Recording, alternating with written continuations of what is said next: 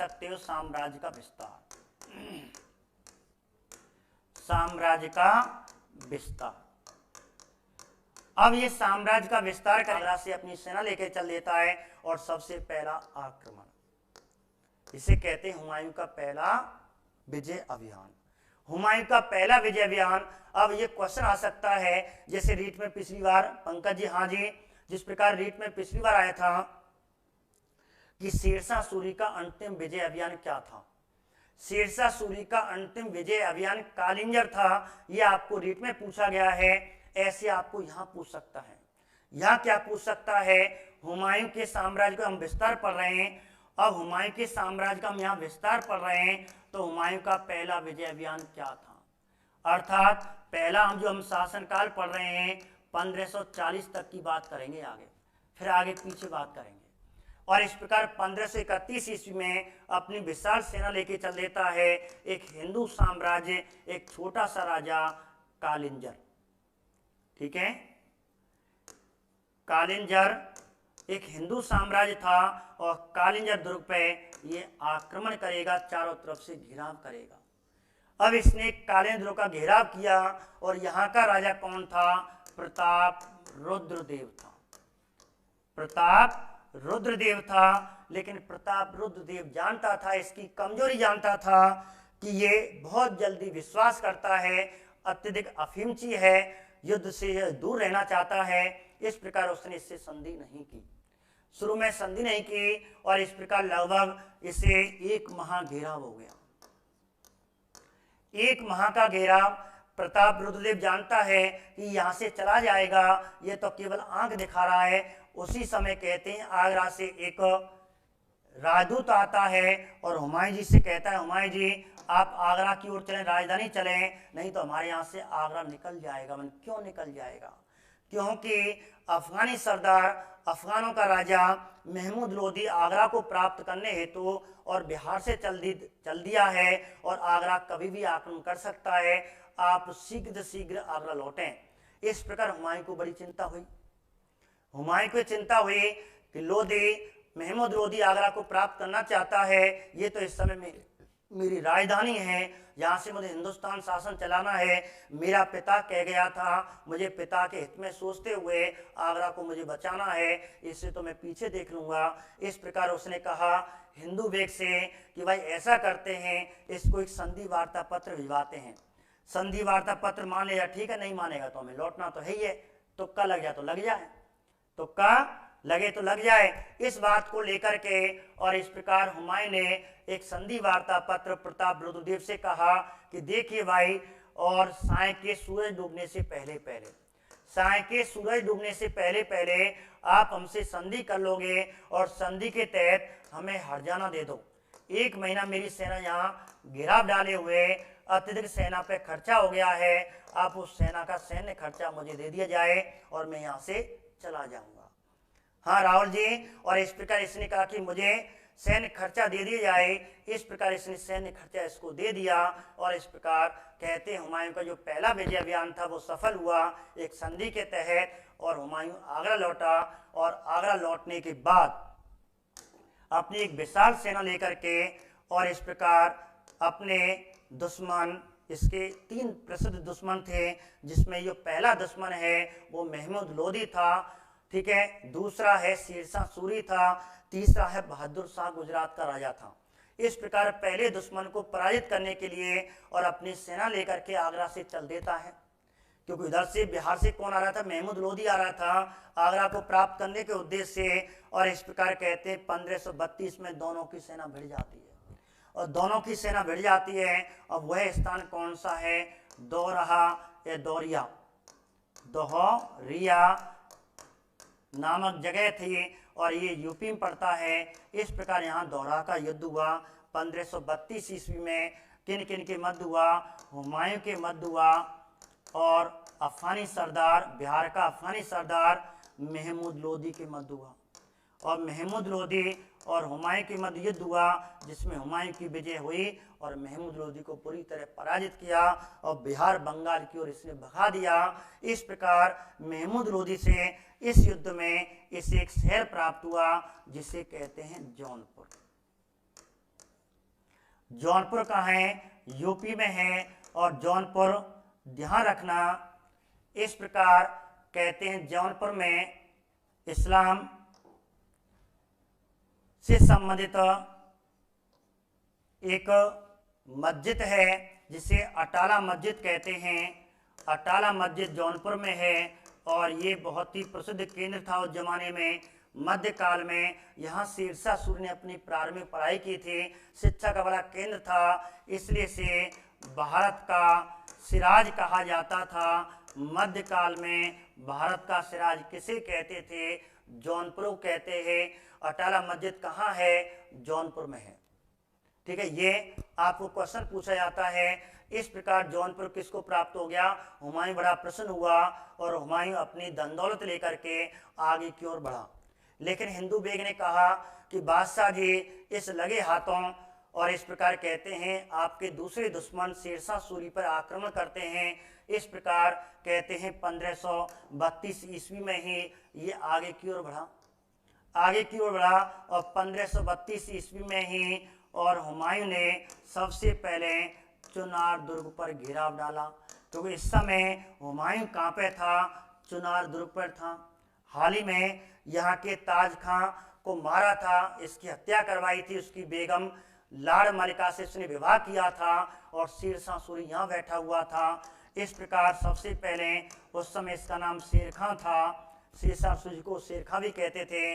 इस प्रकार 1532 में शेरशाह सूरी के इस दुर्ग पर घेराव दिया और इस प्रकार शेरशाह सूरी उस समय इसकी कमजोर शक्तिशाली स्थिति नहीं थी, कमजोर था। इसलिए शेर खां ने बड़ी चालाकी से और किसके हाथ जोड़ करके खड़ा हो गया? हुमायूं के सामने खड़ा हो गया और हुमायूं से कहने लगा, हे बादशाह जी, मैंने आपका नमक खाया है, मैं आपसे संधि करना चाहता हूं और इसके बदले में अपने बड़े बेटा कुतुब खां को दिल्ली आपको भेज दूंगा।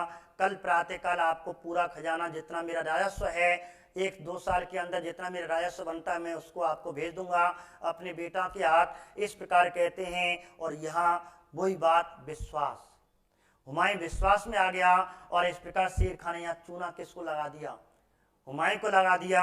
हुमायूं यहाँ लौट जाता है और इस प्रकार वहां लौट करके इसका इंतजार करता, लेकिन ये नहीं आता है।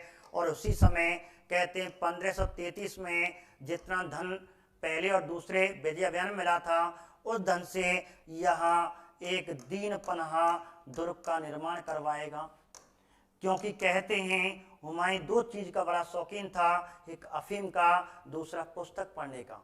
ये पुस्तक पढ़ने का बड़ा शौकीन था। इतिहासकार कहते हैं जहां भी ये जाता था अपने साथ एक पूरा पुस्तकालय लेकर के साथ में चलता था और एक किताबें अपने साथ में लेकर के चलता था और अफीम का अंटा लगाता था। ये मानो नशेड़ी था एक तरह का, लेकिन एक किताब का भी बड़ा शौकीन था, पढ़ा लिखा था, किताबों बड़ा, ठीक है, अर्थशास्त्र की पुस्तकें बड़ा पढ़ता था, गणित की भी पुस्तक पढ़ता था और इस प्रकार पुस्तकालय को अपने साथ में लेकर के चलता था। और इसलिए उसने दीनपरा में अपना एक पुस्तकालय बनवाया, एक महल, एक लाइब्रेरी बनवाई, वहां भी अक्सर बैठ के पढ़ा करता था। जो आगे इसी का सुधार कौन करवाएगा? आगे हमारे शेरशाह सूरी करवाएंगे। और शेरशाह सूरी जब यहाँ का राजा बनेगा हिंदुस्तान का, उसको सुधार करके इसका नाम पुराना किला रखेंगे। यही पुराना किला बनेगा। तो आपको पेपर में ध्यान रखना, यदि क्वेश्चन पूछा जाए पुराना किले का निर्माण किसने करवाया, तो मेरे प्यारे मित्रों, और आपको आंसर देना है शेरशाह सूरी। यदि हुमायूं, यदि दीनपरा दुर्ग पूछा जाए तो आपको हुमायूं कर देना। तो दीनपरा दुर्ग कहाँ पे है? दिल्ली में है और दिल्ली में पुराना किला के नाम से चर्चित है। और इस प्रकार पुराना किला का संबंध शेरशाह सूरी से है और दीनपरा दुर्ग का संबंध हुमायूं से है।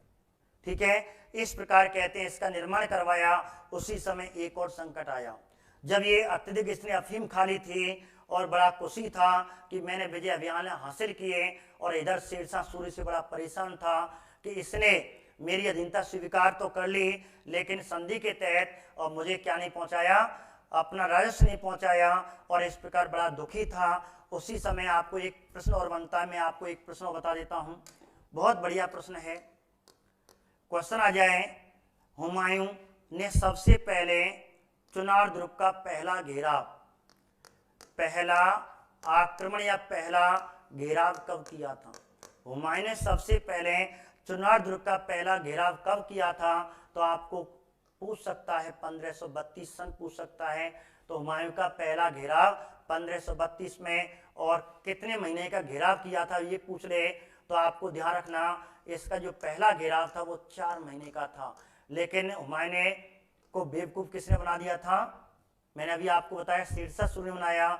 इस प्रकार संधि वार्ता करके और आगे समय बीतता गया, इधर दीनप्राण दुर्ग का ये निर्माण कर लेता है। उसी समय कहते हैं चित्तौड़ संकट। हुमायूं के समय चित्तौड़ संकट। अब हुआ क्या था उस समय? हमारे हुमायूं जी, हमारे मुगल बादशाह जी और अपने नशे में धत थे। उसी समय क्या हुआ, हिंदुस्तान में राजपूताना में सबसे शक्तिशाली साम्राज्य उस समय मेवाड़ था। मेवाड़ की राजधानी चित्तौड़ थी। और चित्तौड़ का इस समय राजा कौन था? इस समय जो चित्तौड़ का राजा था वो अल्पवयस्क राजा था। उनका नाम था विक्रमादित्य, जिसे विक्रमजीत भी कहते हैं। विक्रमादित्य कौन था? इसका जो पिता था वो राणा सांगा थे। राणा सांगा जी मारे गए थे, मैंने आपको कहानी बता दी सांगा की मृत्यु के बाद। और कहते हैं इसके बाद इनका सांगा के बाद जो राजा बना था वो राणा रतन सिंह बना था। लेकिन राणा रतन सिंह भी अपने जीजा के हाथों मारे गए थे। और इस प्रकार राणा रतन सिंह के बाद कौन बनेगा राजा? विक्रमादित्य बनेगा। और विक्रमादित्य की हत्या कौन कर देगा? बनवीर कर देगा। बनवीर के बाद राणा उदय सिंह बनेगा। जो हम राजस्थान इतिहास में पढ़ते हैं, राणा उदय सिंह का लड़का महाराणा प्रताप थे। महाराणा प्रताप थे। तो ऐसी कहानी आपको आगे आने वाली है। तो कहने का मतलब है राणा रतन सिंह की मृत्यु हो जाती है, इसके भाई की मृत्यु हो जाती है। और इस प्रकार कहते हैं विक्रमादित्य उस समय कम उम्र का था, उसे राजा बना दिया जाता है। और विक्रमादित्य की जो माता थी अर्थात सांगा की जो पत्नी थी उनका नाम क्या था? कर्मावती था। कर्णवती या कर्मावती था। और इस प्रकार हाँ इसकी हत्या हो जाएगी, बताएंगे आगे। और इस प्रकार कहते हैं विक्रमादित्य नाम का राजा चित्तौड़ का राजा बनता है। उसी समय इस पे आक्रमण हो जाता है। तो आक्रमण कौन करेगा? गुजरात के राजा की बड़ी नजर थी चित्तौड़ पे। चित्तौड़ पे गुजरात का राजा उस समय बहादुर शाह था। बहादुर शाह का स्वप्न ये था कि मैं मेवाड़ को अपने साम्राज्य में मिला लूं। और इस प्रकार कहते हैं बहादुर शाह ने और इस पे आक्रमण किया। और बहादुर शाह ने विक्रमादित्य के समय कुल कितने आक्रमण किए? अब ये क्वेश्चन है। विक्रमादित्य के समय गुजरात के राजा बहादुर शाह ने, तृप्ति जी नमस्ते, हाँ जी बताइए, तो कुल 2 आक्रमण किए थे। अब ध्यान से सुनना मेरे प्यारे मित्रों, राजस्थान के संदर्भ में बहुत बढ़िया कहानी बताने वाला हूं आपको। एक चित्तौड़ का साका आने वाला है। तो पहला आक्रमण बड़ी ध्यान से सुनना, यहाँ बच्चे कंफ्यूजन हो जाते हैं। सटीक आंसर मैं आपको दे रहा हूं जो आपको पेपर में माना जाएगा, इसलिए ध्यान से। तृप्ति जी ठीक है, कर्मावती रमीदत्ती, हाँ जी ध्यान से सुनना। और हुमायूं के समय चित्तौड़ पे संकट आया। हुमायूं के समय मुगल वंश के राजा हुमायूं के समय चित्तौड़ पे संकट आया। उस समय अल्पवयस्क राजा कौन था? अल्पवयस्क राजा कम उम्र का था, इसलिए इसकी माता उस समय संरक्षिका थी। तो इसकी माता कौन थी? संरक्षिका थी। और इस प्रकार शासन कर रहा था अपनी माता के नेतृत्व में। उसी समय गुजरात के राजा की पहली नजर चित्तौड़ पे थी और इसने चित्तौड़ पे पहला आक्रमण 1533 में कर दिया। हाँ जी 2 बार किया था, बहुत बढ़िया रश्मि जी, 2 बार इसने आक्रमण किया था। और इस प्रकार इस संकट को देखते हुए कर्मावती जी बड़ी चिंतित हुई। कर्मावती बड़ी चिंतित हुई कि भाई चित्तौड़ पे संकट आ गया, अब मुझे क्या करना चाहिए। और कर्मावती ने अपनी राजधानी चित्तौड़ में, अपनी बेटा की राजधानी चित्तौड़ में अपने सरदारों की सभा बुलाई और सरदारों ने एक ही सलाह दी। और उनकी सलाह पर और कहते हैं संधि के लिए, वार्ता के लिए सलाह दी थी। और इस प्रकार बहादुर शाह से संधि करेगी। अब पहले आक्रमण के समय कर्मावती ने बहादुर शाह के साथ संधि की थी। और संधि के तहत कहते हैं उसने संधि के बदले बहादुर शाह ने कर्मावती से एक दुर्ग मांगा था। तो बता सकते हो वो दुर्ग कौन सा था पंकज जी? बहादुर शाह ने एक किले की मांग रखी थी और इस किले को दे देती है, और वह किला कौन था? वह किला रणथंभौर का था। उस समय कहते हैं रणथंभौर मेवाड़ साम्राज्य में आता था। इस प्रकार रणथंभौर को ये संधि के तहत किसको सौंप देगी? बहादुर। कौन सा दुर्ग सौंपा गया? रणथंभौर दुर्ग सौंपा गया। इस प्रकार ये चला जाता है, अपने रूमी नामक सेनापति को लेकर के चला जाता है, लेकिन ये तो लालची था। गुजरात का राजा बहादुर शाह लालची था, और इस प्रकार पुनः कुछ महीने बाद पुनः आ जाता है, और इस प्रकार 1534 पे फिर आक्रमण कर देता है। फिर चारों तरफ से किसको घेर लेता है? चित्तौड़ को घेराव कर लेता है। अब कर्मावती बड़ी चिंतित हुई। कर्मावती चिंतित हुई, और कर्मावती ने गाना सुना होगा, राखी के बंधन को निभाना। और इस प्रकार बंधन को कैसे निभाबू? तो नसीड़ी भैया है, जाके बहन के नसीड़ी भैया हुए, तो वो शायद समय पे बहनों की सहायता नहीं कर पाते हैं। इसलिए बेटा कभी दारू शराब नसीड़ी मत बनो। इस प्रकार क्योंकि हमारे परिवार में संकट आ जाता है, हम नहीं बचा पाते, इसलिए ये इसका उदाहरण आपको यहाँ से मिलता है। और इस राजपूत बहन ने अपने मुसलमान भाई के लिए राखी भेजी थी, लेकिन उस समय मुसलमान भाई तो दारू पी के अफीम पी के चित्त पड़ा है, अफीम पी के चित्त पड़ा है। हाँ जी, और इस प्रकार राखी भेजी थी, लेकिन कहते उसने इसका जवाब नहीं दिया। कहने का मतलब सहायता नहीं की। जिस समय सहायता बहन को करनी थी, भाई नहीं कर पाता है। इस प्रकार बहन को बड़ा संकट आता है। बहन अब ऐसी स्थिति में क्या करे? तो अपने सरदारों के कहने पर उसने अपने दोनों बेटे जो अल्पवयस्क के थे, इन दोनों बेटों को अपने दामाद के हाथों, दामाद कौन था? ठीक है, सूरजमल हाड़ा था, और सूरजमल हाड़ा अपने दामाद के हाथों ये बूंदी भिजवा दिए कि भाई संकट आ गया, कभी भी आक्रमण हो सकता है, भाई मेरी सहायता नहीं कर रहा है, इसलिए इन दोनों को उसने कहां भेज दिया? बूंदी भेज दिया। हाँ, मस्ती में था पंकज जी। और इस प्रकार अब कर्मावती बड़ी चिंतित हो रही है। अब कर्मावती करे क्या? इस प्रकार कर्मावती ने राखी भेजी, लेकिन राखी का जवाब नहीं आया। उसी समय इन्होंने प्रतापगढ़ में एक देवलिया का रावत था, देवलिया का राव था, छोटे सामंत होते हैं, देवलिया का राव था, और उसका नाम था बाघ सिंह। और उसे इस प्रकार आमंत्रित किया। उसने कहा कि आप हमारी राजपूत सेना का नेतृत्व करें। और इस प्रकार कहते हैं कर्मावती स्वयं, और कहते हैं विक्रमादित्य की जो पत्नी थी इससे बड़ी थी, ठीक है। और इस प्रकार जवाहर बाई वह भी पुरुष मर्दाना भेष में अपनी एक सेना बनाती हैं। 13,000 की सेना मानी जाती है महिलाओं की, एक गठित करती हैं, और राजपूत सरदार भी। और इस प्रकार आक्रमण कर देते हैं, किस पर? बहादुर शाह पर आक्रमण कर देते हैं, और बड़ी वीरता से महिलाएं लड़ती हैं, लेकिन इनकी सेना मारी जाती है अंतिम समय जी। और बड़ी वीरता से लड़ते हुए इसमें केसरिया बाना पहनते हैं, उन्हें मालूम है। और इस प्रकार कहते हैं केसरिया बाना पहना, और इस प्रकार अपने देश की खातिर, अपने मातृभूमि खातिर शहीद हुए। उसी समय अब कहते हैं कर्मावती को महसूस हुआ कि अब हमारी सेना कभी भी मारी जा सकती है, इसलिए अपनी जितनी महिलाओं को तुरंत किले की ओर गईं, और सभी महिलाओं को आह्वान किया कि हमें अपने सतत की रक्षा के लिए क्या करना पड़ेगा। बहुत बढ़िया आशा जी, रश्मि जी, आपकी तिथि सही है। 5 मार्च 1535 में काफी घेराव किया, और घेराव के बाद अंत में निर्णय लिया गया, और अंत में कहते हैं चित्तौड़ को चारों तरफ से गेट बंद कर दिया। उसे मालूम है चित्तौड़ किले का गेट कभी भी तोड़ा जा सकता है बहादुर शाह। इस प्रकार वह तिथि थी 5 मार्च 1535 ईस्वी में। पेपर में 34 नहीं आए तो 35 और दोनों आ जाए तो आपको 35 ही करना है। वह एक घटना हमारे यहाँ हिंदुस्तान में घटित होती है जिसे चित्तौड़ का दूसरा सागा कहते हैं। 5 मार्च 1535 ईस्वी में, और कर्मावती के नेतृत्व में महिलाएं, बाघ सिंह के नेतृत्व में हमारे पुरुष, हमारे राजपूत सरदार, और यहाँ केसरिया बाना पहनते हैं महिलाएं, अग्नि, ठीक है, अग्नि जोहर करेंगे। इस प्रकार कहते हैं कर्मावती ने इसमें अग्नि जोहर किया, और इसे कहते हैं चित्तौड़ का दूसरा साका।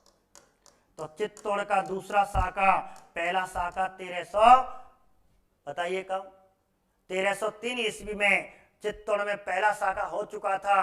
रावर रतन सिंह के समय, पद्मावती के समय, और अलाउद्दीन खिलजी ने आक्रमण के समय हुआ था। 34-35 ईस्वी में चित्तौड़ का दूसरा साका होता है, वह सही तिथि है 5 मार्च 1535 में। और इस प्रकार 13,000 महिलाओं ने इसे इतिहास का सबसे बड़ा साका कहते हैं, इतिहास का सबसे बड़ा अग्नि जौहर कहते हैं, क्योंकि इस अग्नि जौहर में सबसे ज्यादा महिलाओं ने अपने आत्मदाह किया था, 13,000 महिलाओं ने। और इसे इतिहास का सबसे बड़ा साका कहा जाता है, चित्तौड़ का सबसे बड़ा साका कहा जाता है। इस प्रकार कहते हैं यहाँ एक साका होता, बड़ी दुखद घटना होती है। ये सबसे बड़ी कमजोरी किसकी मानी गई? हुमायूं की मानी गई। यदि हुमायूं सहायता करता तो शायद ऐसा नहीं होता। हुमायूं उचित समय पे इसकी सहायता नहीं कर पाया।